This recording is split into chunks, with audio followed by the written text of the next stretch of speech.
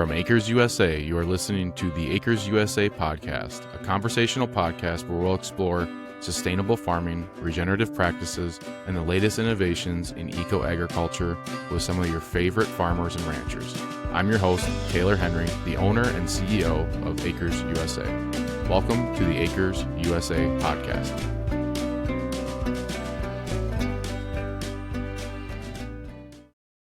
To attend. Certainly appreciate all you do and your team. From the standpoint of our own ranch, really doesn't affect us at all, so to speak, with the exception, that because beef prices in particular have moved considerably higher, it allows us to raise our prices, so that's a positive impact. It also, though, has cut the spread a bit between the supermarket beef prices and what we price our premium product at.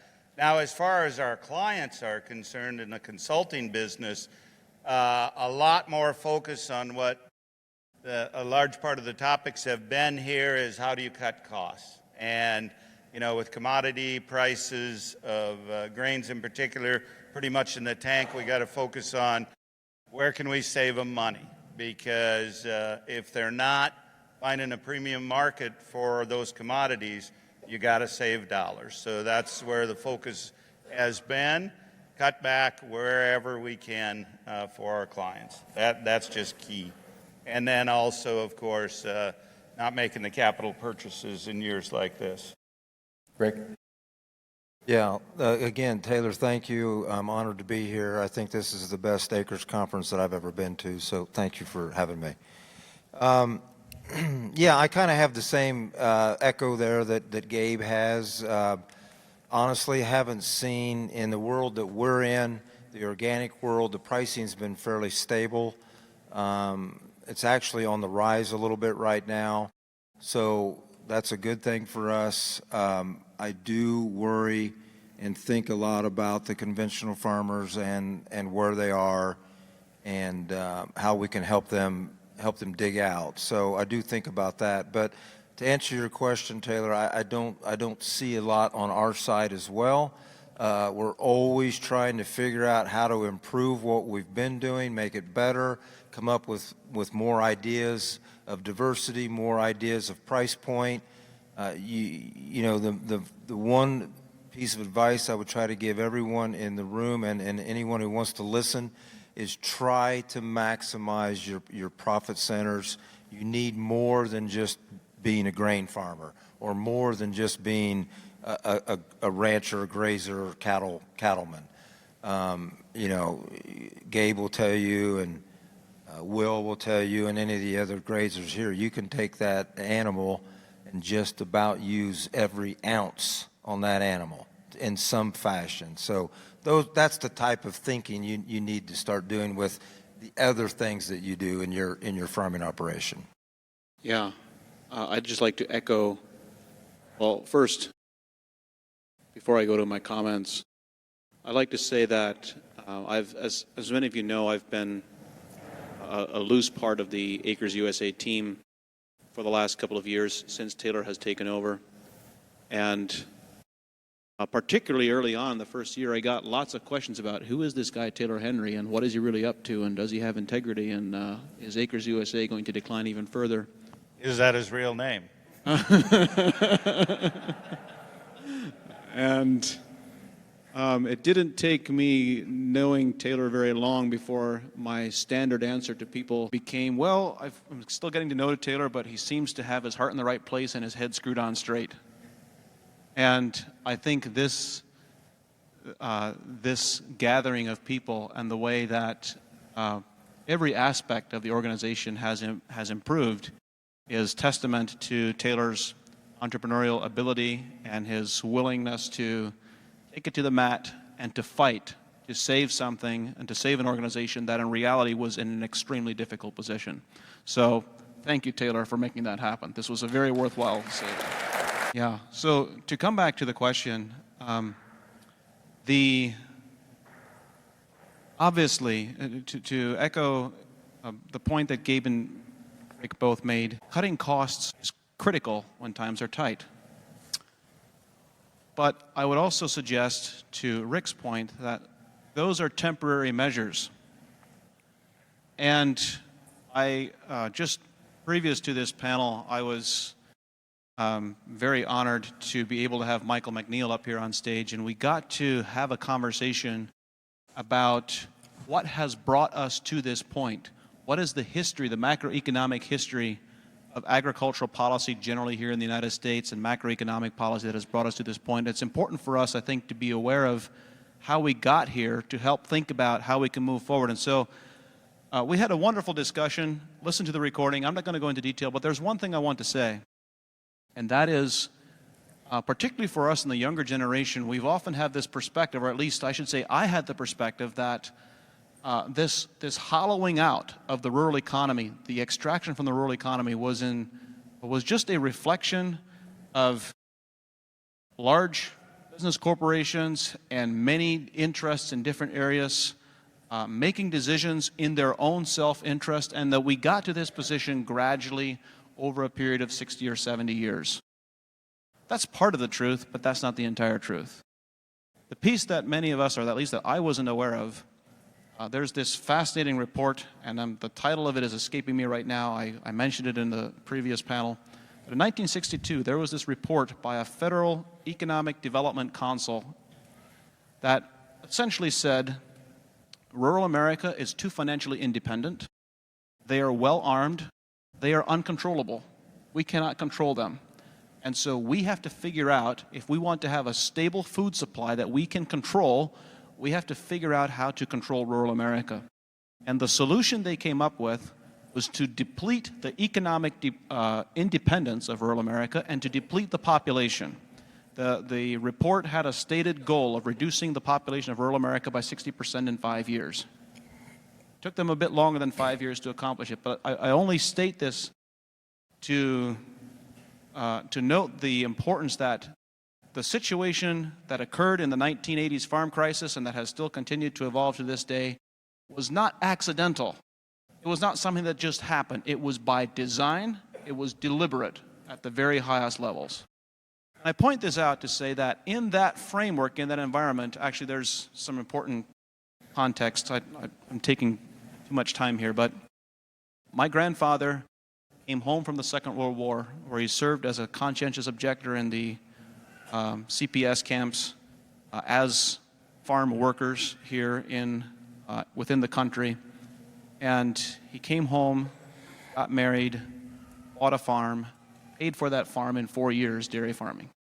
There are many stories. If you look at the economic data at the time, it was common throughout the late 40s and early 50s and into the late 50s, even into early 60s, depending on your farming and ranching context and where you were in the country, it was very common to be able to pay for a farm in a 5 to 7 year time window. It's a very different macroeconomic climate from the one that we live in today.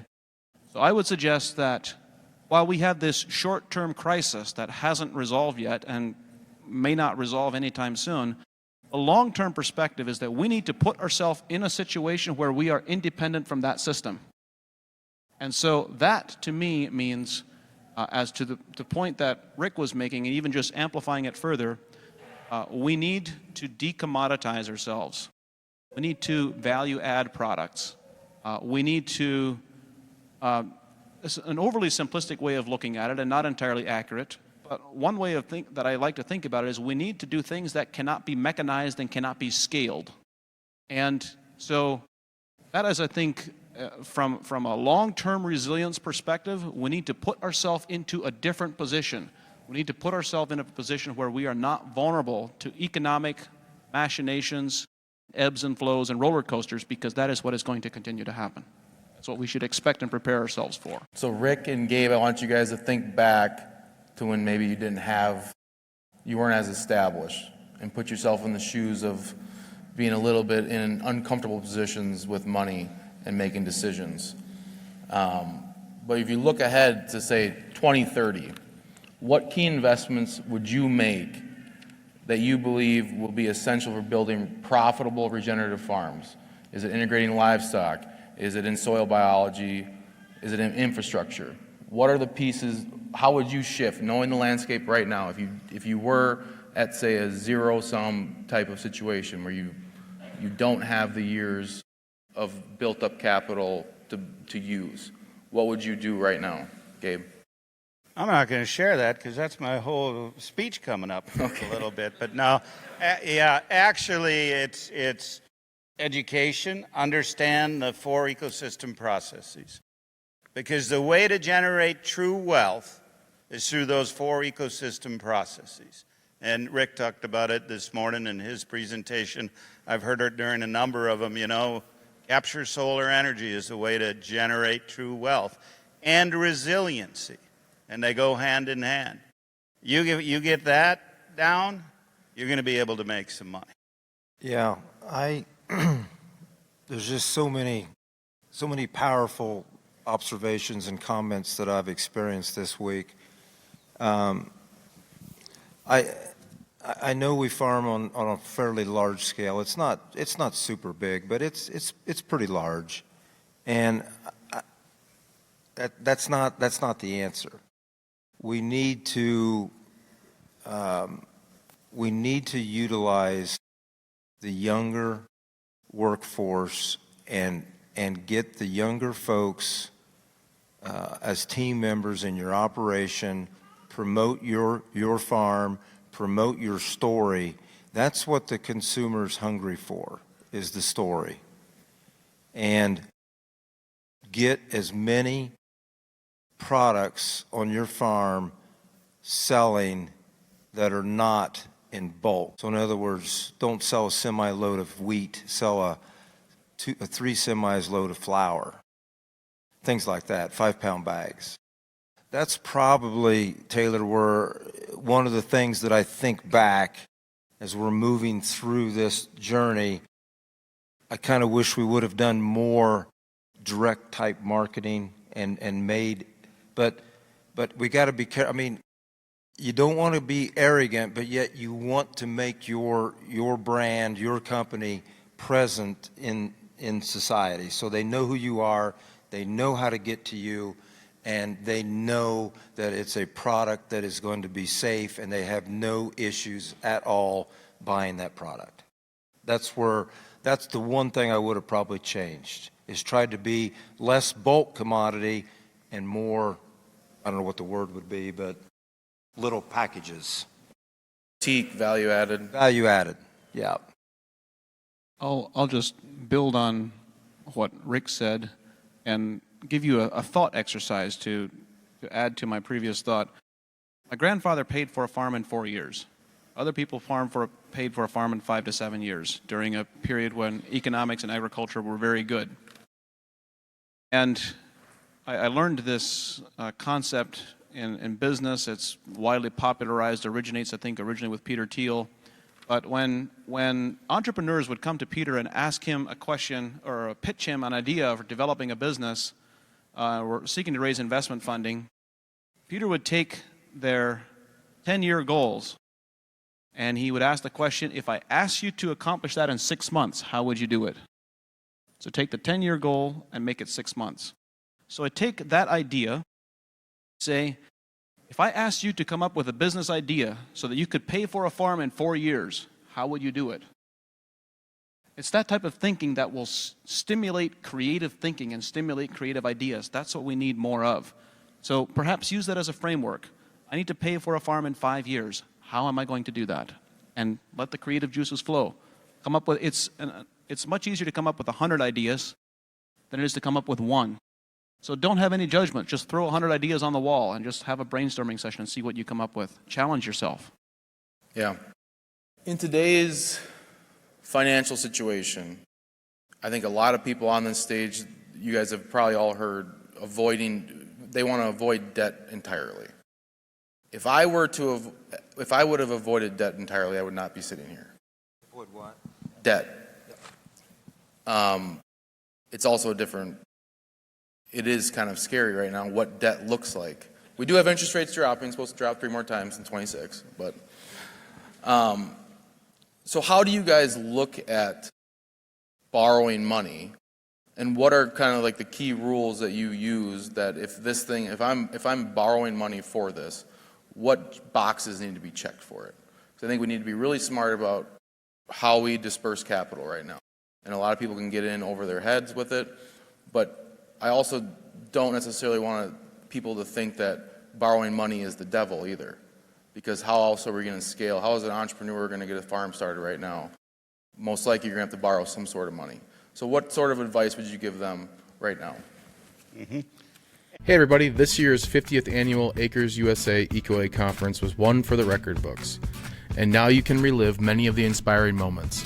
The 2025 EcoEgg recordings are now available for purchase, featuring all keynotes, breakout sessions, and other expert presentations from the nation's leading ecological ag thinkers and practitioners such as Gabe Brown, Joel Salatin, John Kempf, Nasha Winters, Dr. Don Huber, and many more. There's over 30 presentations. Whether you're a farmer, rancher, educator, or ag professional, these recordings put the best of sustainable agriculture at your fingertips, so you can learn at your pace, revisit ideas, and take your operation to the next level. Don't miss out and head to the link in the show notes and get your complete set of the 2025 EcoEgg recordings today. Your soil, your farm, and your future will thank you. And I myself am now at my stage averse to debt. I don't care to do that. In saying that, there's a place for debt, but it needs to be appropriate. Many of you know Burke Teichert, who's on our team. I think of Burke as probably the foremost ranch manager in North America. He's managed more large ranches than anyone else and done it very profitably. Burke's rule for capital purchases, with the exception of land, is they have to pay for themselves in a maximum of 2 years, and he'd prefer 1 year. You're going to buy equipment or anything, it's got to pay for itself in 1 year. And if it can't do that, it's not worth borrowing money for. Now, obviously, depends on the climate, interest rates, et cetera, and where you're at. But a rule of thumb, and people come to us for consulting usually for two reasons. There's two groups, I should say. There's a group that they're just fed up with the commoditized, industrialized model, and they say, we don't want to do this anymore. But then another group that comes, they're in financial straits. And so we take the time with them and figure out how are you going to help them be profitable. Usually those people have taken on too much debt. And at times you got to amputate a limb in order to save the body. And we've actually sat down with a number of them and, hey, you got to sell capital, you got to either sell equipment or sell land, and you work with them that way. But you have to get it so, like any chattel expenses, if you're paying on equipment, livestock, etc., max 2 years to pay it off, and that's after expenses. You got to figure your expenses in there also. But that's what I use, Taylor. Well, that's a tough one, 2 years, especially in today's environment. My rule is 4. And I also look through the mortgages that we have and whatever the debt is. You look at the interest rate that you have established on those loans. If you cannot refinance, the ones you want to pay off first are your highest interest loans. So 3, 4, 5 years ago, we could borrow money at virtually almost zero. I mean, it was really low. It was so low that you really almost didn't even think about that as a line item on your expenses, okay? Now it's 7, 8%. So that gets to be a significant number now. So manage your interest. We only try to, if we're going to borrow money, it's on items that are going to make money. So in other words, no $100,000 pickups, no speedboats, none of that.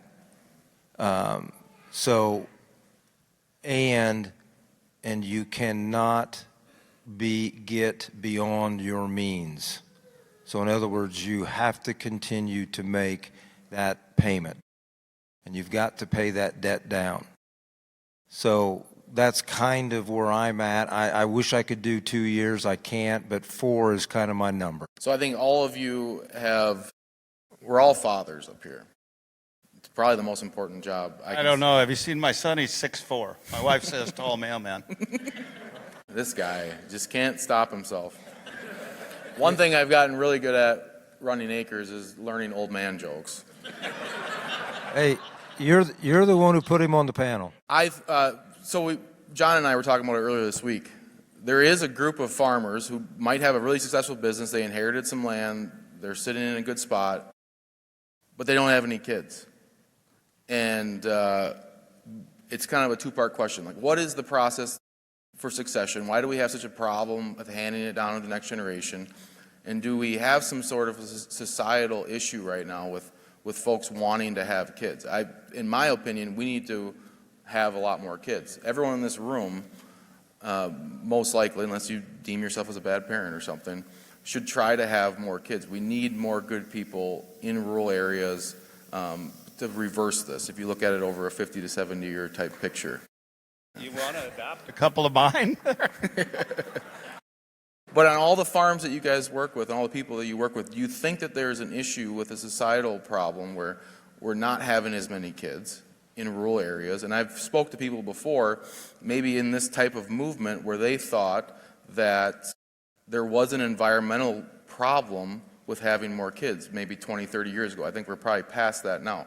But how do we reverse that in this society, especially with our farmers, to where we talk them into having some more kids and then planning that succession to the next generation?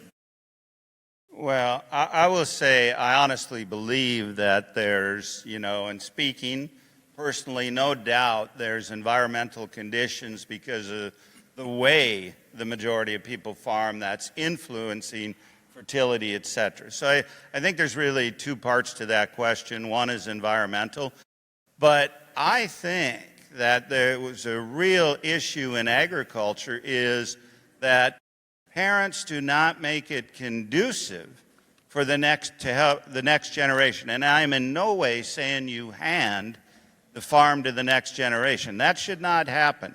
You had to work for it, they should have to work for it and earn it too.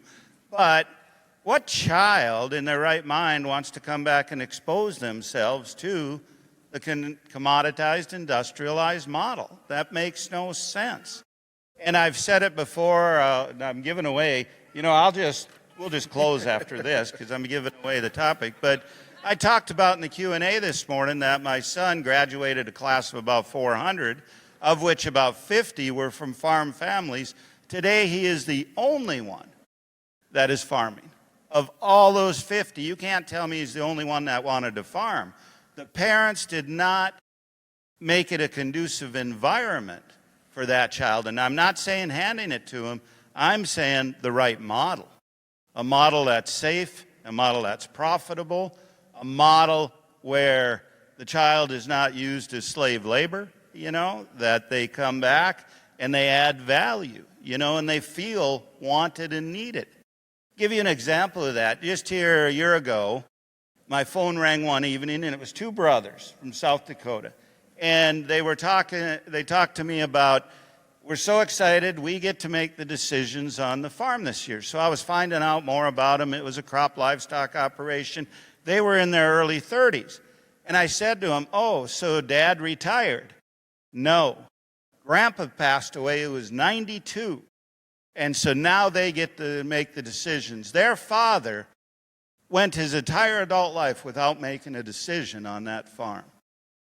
Boy, that's what'll drive the children away, I commended them for sticking with it, and they're moving down the regenerative path. How did you battle that? Because I think of the development of a child, the psychology that goes behind presenting ideas to dad or mom and then being told no over and over again. Yep. You have to, at a young age with Paul, our son, helped him start out with some enterprises. But he had to learn the whole thing, the hard work. He didn't want to go out and feed those hogs. That's fine, I'll sell them tomorrow. Well, you can't sell them. He says, well, you don't want to do the labor. You have to I'm not going to do it, so you got to get rid of them. So at the end then, there was a little money left over, but I made him learn what it was like financially to have an enterprise. And then when he finished college, I said, yep, you're glad to come back to the farm, but you've got to bring value. And so I'll never forget the phone call one evening. I was actually out in the field late at night, and he calls me. He says, Dad, I've been thinking about this.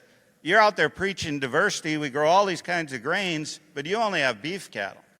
I want chickens and sheep and hogs. What could I say? Except go for it. Go for it. You've got to allow them to learn. Now, I didn't let them do them all at once. Let them ease into it, but that was the best thing. And you've got to allow them the opportunity to fail. Failure's not a bad thing. It's a learning opportunity. John. So important, and as there's the unfortunate thing of sitting in the back of the row behind Gabe as he takes all of my good ideas away. But it is so important from a psychological level and from an ownership level, particularly for young men, also for young ladies, but there's something about the psychology of young men. Teenagers need to have something they can call their own. There is a need in their development of their own self-identity. They need to have something that is theirs. That is such an important piece, and I see that getting missed on so many farms. So an enterprise that they can develop, that can get financial backing and support, but it is something they call their own. That is such an important piece. Yeah, couple things. Yeah, that's exactly right. A couple things I want to add. We did the same thing that Gabe did with his child, and we have 2 daughters, and they had responsibilities. If they wanted animals, they had to take care of them before school, and if they were going to do something on Friday night, they had to make arrangements on who was going to take care of them. I mean, they had to become the owners of their project. And the best compliment that I ever got from my son-in-laws, I got it from each of them. I don't know if they talked beforehand, but it wasn't at the same time. But at one time or another, each son-in-law thanked me for how their wives, which would be my daughters, had good common sense and excellent work ethic. That was one of the best compliments I ever could have gotten, because that then relates back to the way we raise those children. That's number one. Number two, I just had a thought sitting here. We have operations, like you mentioned, Taylor, that have no succession plan because there is no family to succeed it to. Okay, so you got this group over here. We got another group over here of young, hungry farmers that can't get started in farming. So let's create a network that puts those young farmers in touch with the folks that don't have a succession plan and get them to the farm. If I might just, Rick, take that one step further. You should also add to that group, there are farm families with children that maybe the children don't want to come back. Okay, then we shouldn't force them to, but I made it very clear to both of our children that if neither one of them wanted to farm, they weren't getting the farm. We were going to bring somebody and help someone else. Just because it's not a family member doesn't mean the farm can't have a succession plan. It does not have to be with a family member. Hey, eco-farmers. This is Taylor Henry with Acres USA. I hope you enjoy this podcast as much as I enjoy interviewing these folks. If you're serious about regenerative agriculture, I've got an incredible resource you need to check out, the Acres USA membership. You farm in the physical world, and you deserve a physical printed magazine to match.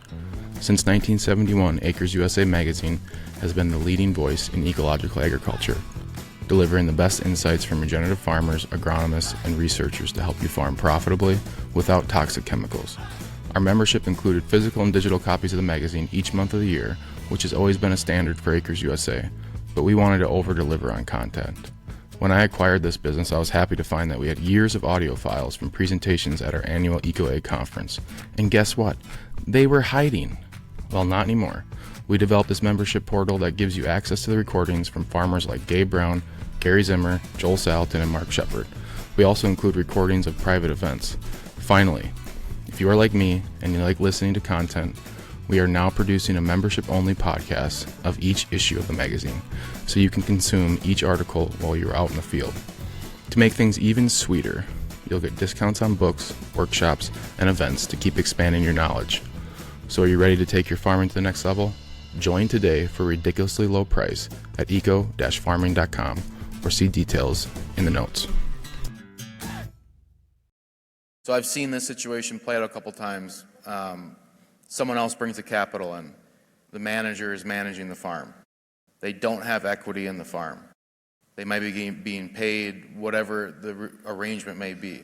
I've seen these situations fall apart over time because the person who's operating the farm believes they deserve some sort of equity in the work that they're doing on the land. How would you guys manage that? Say you are the person. You have a certain amount of land. You're nice enough to allow this young farmer come in and they're going to start working on the land. How do they get then some equity into it?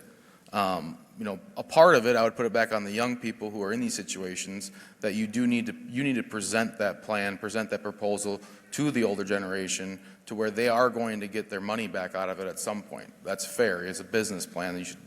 No one here that's young, I think, should expect to be given anything.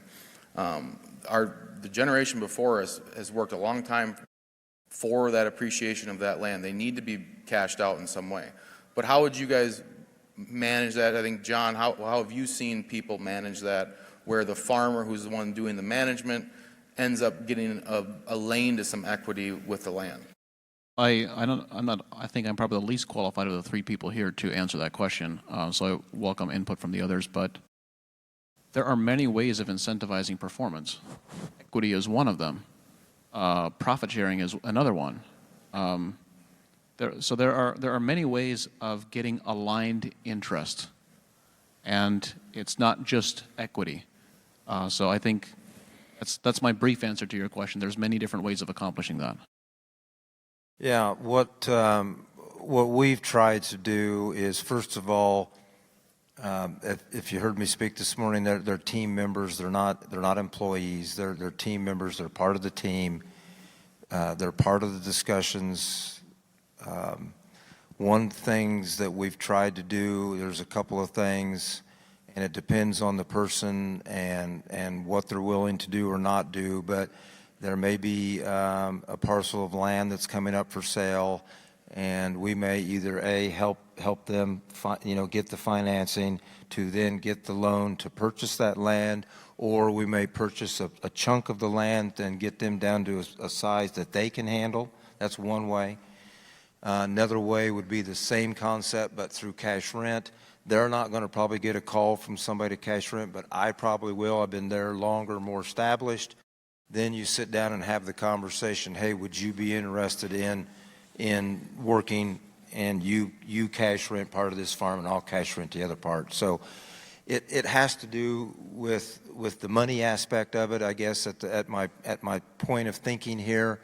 But we try to make the work environment conducive to where they give ideas as much as anybody else does. So I just like to keep the open camaraderie going back and forth and make them feel like they're really part of the family, part of the team. I'll just add one brief spin on that. I have seen it work successfully where outside family member brought in, they do receive equity in the business based on profitability during their tenure. But in those situations, it's very important to have a specified buyout if they decide to leave, where the owner has the option to buy them out at an agreed-on percentage of the equity that they've earned. We have time for 2 questions from the crowd for the panel. So go ahead and raise. I guess we don't have the mics out there anymore. Go ahead and just raise your hand and I'll repeat the question. Well, there's no doubt in my mind, as rapidly as AI has come in the last year, there'll be a lot more smaller pieces of equipment that have no one in the seat. Does that make sense? Instead of one big piece of equipment that's 50,000 pounds rolling across your field, there'll be 8 of those that weigh 1,000 pounds. Well, and I would say, the operation, the farm and what it produces is going to reflect the size of that operation. I talked to a gentleman here just the other day who was netting $40,000 an acre. Okay, net profit. He says, I don't have many acres. Well, I wouldn't either if I was netting $40,000 an acre. Fantastic. I think it's great. But there are ways to stack and produce things on very small acreage that, quite honestly, is much more profitable than anything we're doing. I grew up in a neighborhood where there were, I think, 5 farms that collaborated. One of those 5 farms owned a silo filler. One of them owned a threshing machine. One of them owned the tractor. They all shared equipment. They all collaborated. There was not the expectation of each farm owning an entire lineup of equipment. That's what we need to bring back, is a community of sharing and collaborating. And when you think back to one of Gabe's earlier comments about paying off for a piece of equipment in a year or in 2 years, think about how you can do that by spreading that across 5 operations instead of 1. You change the game entirely. But we have developed such a fierce sense of independence that we want to plant the day we want to plant. We're no longer willing to give up our perfect weather window time slot to collaborate with people that we're surrounded by. That's a foundational piece that I think we need to bring back. Yeah, can I cut you off? Yeah, that's awesome. I can remember back when I was 18 or 19, and there was a fence row between every property line, and we had tree lines, and it was like we all remember. And when you see your neighbor in the field across that fence line, we would always stop, get out, lean up on a fence post, and talk for 10 or 15 minutes, and it may not even be about farming. Now, you can't even look over, you got to look the other way because they're right over there, and we got to make sure we don't make eye contact. I don't know why we've gone to that direction. I don't understand. We've lost the kinship, the friendship. We've lost that community type feeling. And everything that's been going on in this conference and all the speakers that Taylor had, when you look at what their piece of the puzzle was within the regenerative world, it's building a community of people to move this forward. And that's what it's going to take. Yeah, and Rick, I'll just say, I have to kind of take the blame for part of that, because when you talk negatively about your neighbors in a documentary that's shown all over, it's... I figure your house gets toilet papered or eggs or something. There's a reason my house is 3 miles from the nearest neighbors. One more question. Did all the neighbors remember each other's names? Okay, good. Bring back real relationships in neighborhoods. Amen. I'll share one more thought and echoing on this idea that was just shared about gathering together, coming together more frequently as neighbors. I forget the exact name of the study. I'm sure many of you have heard of it, but I just referred to it as the Harvard study on longevity. It's been going on for like 120 years or something like that at this point, where they originally started by studying part of a graduating class of Harvard. They followed these young men for every year of their entire life, and they were trying to identify what are the factors that truly contribute to a long life. And they found that there was one particular factor that contributed to longevity. It didn't just contribute to longevity, it also contributed to a sense of joy and fulfillment and peacefulness. And that one factor was the depth and the quality of their personal relationships, particularly with their family.